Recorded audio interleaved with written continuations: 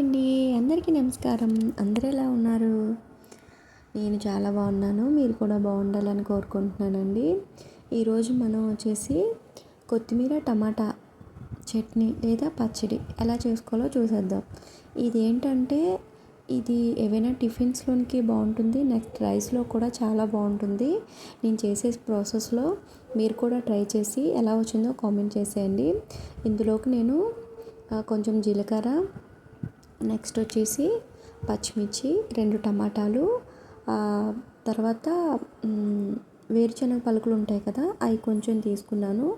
Next 2 ఎండుమిర్చి తీసుకున్నాను.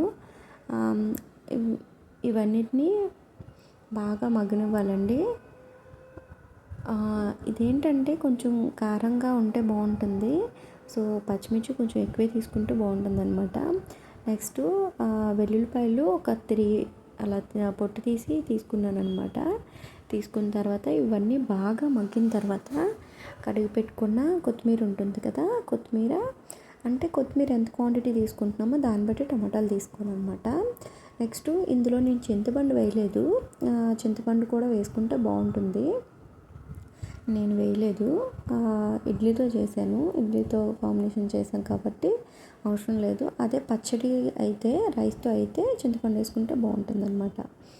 తగినంత సాల్ట్ వేసుకొని వీటన్నిటిని బాగా మగ్గి కొత్తిమీర పచ్చివాసన పోయి అయినంత వరకు ఉంచుకున్నాం అనుకో చాలా టేస్ట్గా ఉంటుంది. నోటికి తినడానికి చాలా బాగుంటుందన్నమాట.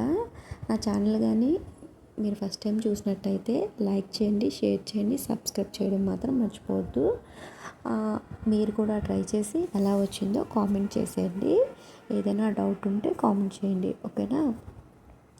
ఇలా అన్నీ బాగా మగ్గిపోయిన తర్వాత ఇందులోకి సాల్ట్ అడ్జస్ట్ చేసుకోవచ్చు కాబట్టి మిక్సీ చేసినప్పుడు కొంచెం టేస్ట్ చూసి సాల్ట్ సరిపోతే ఓకే, లేదు అంటే కొంచెం అడ్జస్ట్ చేసేసుకోండి. మరి పేస్ట్లా కాకుండా కొంచెం కచ్చాపిచ్చాగా చేసుకుంటే చాలా బాగుంటుంది.